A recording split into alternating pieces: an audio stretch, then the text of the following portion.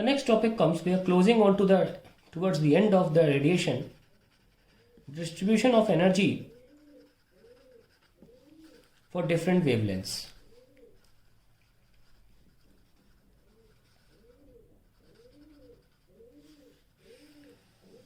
यानी कि अगर कोई बॉडी को आप हीट कर रहे हो तो उसमें से एनर्जी निकलती है अलग अलग वेवलेंथ्स की। तो साइंटिस्ट्स का मन किया कि हम प्लॉट करेंगे भाई, एनर्जी की वेवलेंथ से प्लॉटिंग करेंगे। वही हम करने जा रहे हैं। पर ये एनर्जी पकड़ी कैसे जाएगी, इसके लिए एक इंस्ट्रूमेंट यूज होता है, बोलोमीटर। उसी को हम देखेंगे। पहले सेटअप समझ लें। सेटअप को मैं अगले पेज बना लेता हूँ।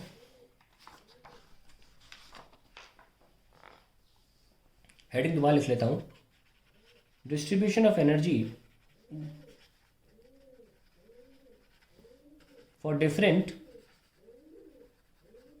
वेवलेंथ्स।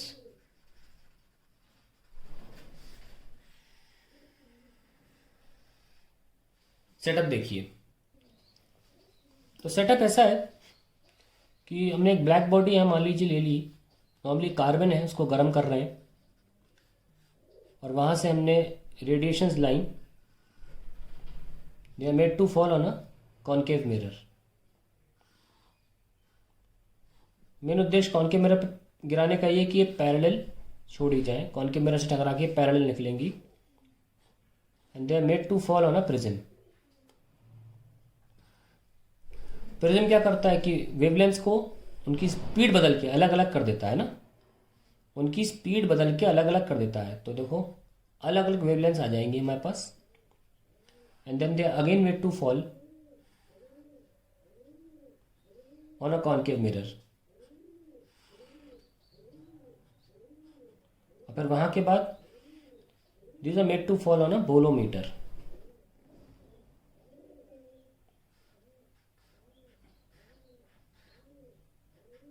ये बोलोमीटर एक इंस्ट्रूमेंट है, इसको मैं अंदर खोल के नहीं बना रहा हूँ, बस ये कि इसकी इंटेंसिटी डिटेक्ट कर लेता है वेवलेंथ की, अलग अलग वेवलेंथ की इंटेंसिटी डिटेक्ट कर लेगा। करते क्या है, हम प्रिज्म को रोटेट करते हैं थोड़े थोड़े एंगल्स पर, उससे थोड़ी थोड़ी वेवलेंथ चेंज होती रहती है। मतलब वेवलेंथ को चेंज करने का काम प्रिज्म का है। By rotating the prism we can change the wavelength of the incident radiations and correspondingly हम उनकी इंटेंसिटीज को डिटेक्ट करके प्लॉट कर सकते हैं। ठीक है, लिख लेते हैं। Bye rotating prism the prism different wavelengths are made to fall on the bolometer and the corresponding intensities is noted, and the corresponding intensity is noted। यही इंटेंसिटी हम गिवन वेवलेंथ पे प्लॉट करते रहेंगे। अब देखिए कैसे करते हैं। सो यहाँ पे प्लॉट बनाया गया, जो भी बोलोमीटर वेवलेंथ एक्सेप्ट कर रहा था उसके कॉरेस्पॉन्डिंग, मान लो कोई वेवलेंथ लेमडा है, उसके कॉरेस्पॉन्डिंग कोई एनर्जी रही होगी E1, कोई लेमडा 2 है उसके कॉरेस्पॉन्डिंग रही होगी एनर्जी E2, लेमडा 3 है कॉरेस्पॉन्डिंग एनर्जी रहेगी E3 एंड सो ऑन। हमने अपना जो ब्लैक बॉडी है मान लीजिए उसको गर्म किया हुआ है, गर्म कर रहे हैं at temperature T1. This is the black body being heated at temperature T1. It is emitting energy. Lambda 1 to lambda n wavelength के रेंज में एनर्जी एमिट हो रही है। हम इनको प्लॉट करना चाहते हैं। प्लॉटिंग बहुत सिंपल है, बचपन से सीख रहे हो प्लॉटिंग करना, कोई बड़ी बात नहीं है। यहाँ लैम्डा की वैल्यूज़ प्लॉट करनी है, यहाँ एनर्जी की वैल्यूज़ प्लॉट करनी है। ध्यान रहे एक छोटा सा रीजन है, यह है विजिबल रीजन, लेमडा की वैल्यू वायलेट टू रेड, यहाँ पर आके ग्राफ एंड हो जाता है क्योंकि प्रिज्म वायलेट से रेड तक की वेवलेंथ्स को एब्जॉर्ब कर लेगा, एनर्जी आप प्लॉट नहीं कर पाओगे, मिलेगी ही नहीं। ठीक है, तो प्लॉट करने जा रहे हैं। λ1, λ2, λ3, λ4, λ5 पे अलग अलग एनर्जीज प्लॉट करेंगे एट गिवन टेम्परेचर T1। हमको मिला प्लॉट इस तरीके का। और यहाँ पे जो मेन बात हम सामने आई वो ये आई कि एक स्पेसिफिक वेवलेंथ पर हमें मैक्सिमम एनर्जी प्राप्त हुई। क्या लिख सकते हैं इसके बारे में? फॉर डिफरेंट वेवलेंथ्स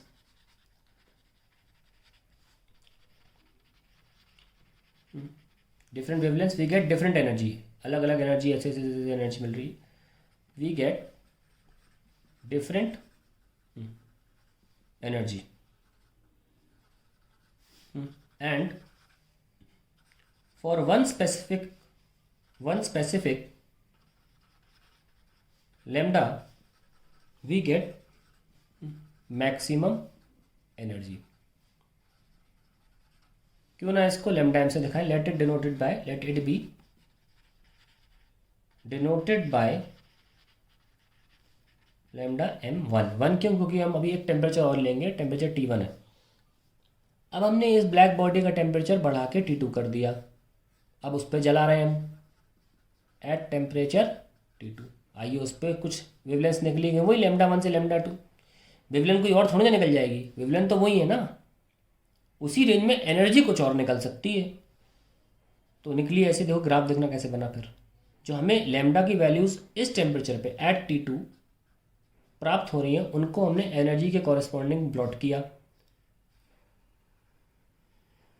तो ऐसा मिला। ये T2 टेम्परेचर है। नोटिस ये किया गया कि इस बार जो मैक्सिमम एनर्जी हमको मिल रही है एक हायर टेम्परेचर पे, वो एक शॉर्टर वेवलेंथ पे मिल रही है, लैम्डा m2। एक और टेम्परेचर हमने लिया जिस पे हमने जलाया इसको at further higher temperature, at temperature T3। फिर इसने एनर्जी छोड़ी, λ1 से λ2 के बीच में उसी एनर्जी को हमने प्लॉट किया। फिर से हमको कुछ ग्राफ इस तरीके का मिला। अब ये बात सिद्ध हो गई कि टेम्परेचर हायर करने पर मैक्सिमम एनर्जी शॉर्टर वेवलेंथ पर मिलना चालू हो जाती है। ये बहुत इंपॉर्टेंट एक्सप्रेशन डिडक्शन था, ऑब्जर्वेशन था। इसके बहुत सारे एप्लीकेशंस भी हैं जिस पे हम बात करते हैं थोड़ी देर में, लेकिन अभी मोटा मोटा ग्राफ को आप समझ लीजिए कैसे बनाया गया। सिंपली पहले टेम्परेचर T1 लिया गया, ई और लैम्डा की वैल्यूज़ प्लॉट की गई। फिर टेम्परेचर T2 और बोलोमीटर दे रहा है वैल्यूज़, है ना। बोलोमीटर क्या कर रहा है? एनर्जी की वैल्यू दे रहा है अलग अलग वेवलेंथ्स पे। वेवलेंथ आप सिलेक्ट कर रहे हो, उसकी कॉरेस्पॉन्डिंग एनर्जी जो बोलोमीटर में रीडिंग आ रही है उसको आप प्लॉट कर रहे हो, कोई बड़ी बात नहीं है। फिर आपने टेम्परेचर अलग ले लिया कार्बन का जिसको जला रहे थे आप। फिर आपने उन्हीं वेवलेंथ्स के लिए जब एनर्जी प्लॉट किया तो इस तरीके का ग्राफ आया। फिर आपने फिर टेम्परेचर T3 कर दिया, फिर ऐसे आपने उन्हीं वेवलेंथ्स के लिए एनर्जी का प्लॉटिंग करी, फिर से आपका ग्राफ बना वो इस तरीके का बना ऊपर वाला। तो ये तो आपका ग्राफिक हो गया। अब इसके डिडक्शंस क्या है वो देखते हैं। पहला डिडक्शन ये आया, for a given temperature different wavelengths have different energies, that is energy distribution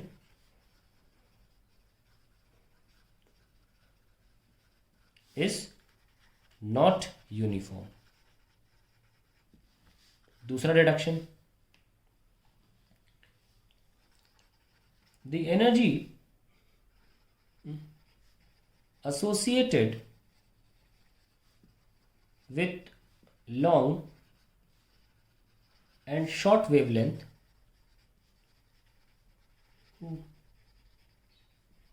is small। देख लीजिए, दिखाता हूँ क्यों कह रहा हूँ मैं ऐसा।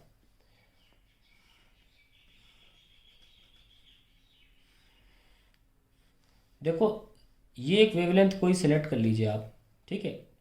दूर जा रहे हो मतलब ज़्यादा वेवलेंथ, इधर आ रहे तो कम वेवलेंथ। छोटी वेवलेंथ और बड़ी वेवलेंथ दोनों के लिए एनर्जी की रीडिंग कम आ रही है ना। वही तो कह रहा हूँ, the energy associated with long and short wavelength is small. तीसरा deduction, with increase in temperature maximum of energy curve shifts towards the shorter wavelength.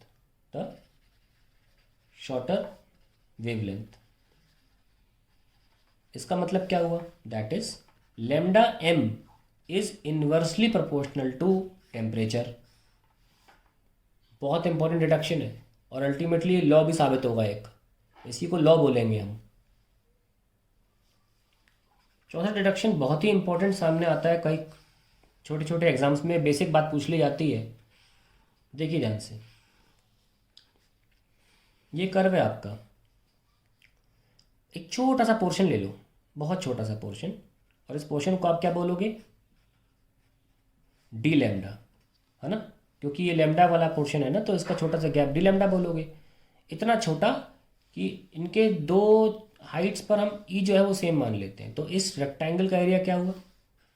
Area of strip, length into breadth. भाई लेंथ तो ई है, energy किसी corresponding lambda को लेकर ई lambda, multiply by breath कितना है? D lambda. Yes और no? और अगर मैं इस पूरे को इंटीग्रेट कर दूँ तो एरिया नहीं होता है ये, मैंने सिखाया भी इंटीग्रेशन में कि इस पूरे को मैं अगर ऐड करूँ उसमें बोलेंगे तो एरिया अंडर कर्व कैसे निकालोगे?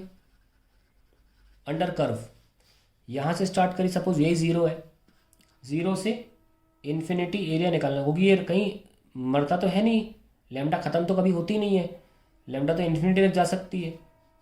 ई लैम्डा डी लैम्डा, आप कर क्या रहे हो? आप एरिया तो निकाल रहे हो, ये एरिया ही तो हुआ. ऐसा no, less than two breath को एक्सपेंड कर दिया. लेकिन भूलो मत, ये कुछ और भी था. ई लैम्डा डी लैम्डा, जीरो से लेकर इन्फिनिटी, डेफिनेशंस पलट लेना. ये था रेडियंट एमिटेंस. याद आया? आई होप याद आ गया हो. रेडियंट एमिटेंस था, यानी कि the graph of E lambda versus lambda, sorry, the area of the graph, the area of graph of E versus lambda gives the total energy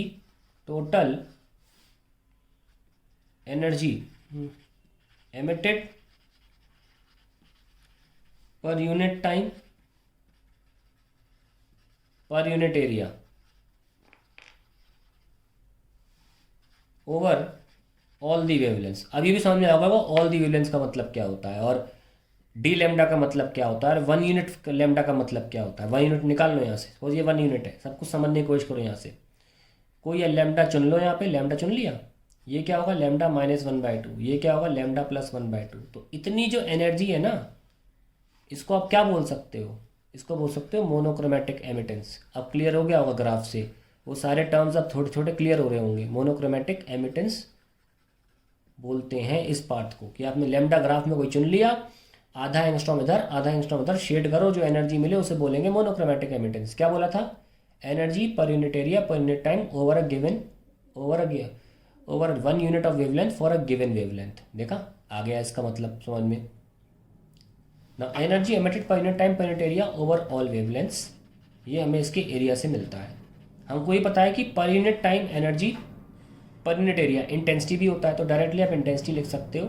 intensity of the radiation is 0 से infinity E lambda D lambda. I hope ये चीज़ समझ में आ गई होगी, ये integration clear हो गया होगा, इंटेंसिटी क्या क्लियर हो गया होगा, और मोनोक्रोमेटिक एमिटेंस भी क्लियर हो गया होगा. दो ही एमिटेंस थी, मोनोक्रोमेटिक एमिटेंस एंड रेडियंट एमिटेंस. रेडियंट एमिटेंस पूरा एरिया है, और किसी एक लैम्डा के आधा इधर और आधा एंगस्ट्रॉम उधर आजू बाजू में देखें तो वी कॉल इट मोनोक्रोमेटिक एमिटेंस. अभी कंप्लीटली आई होप क्लियर हो गया हो.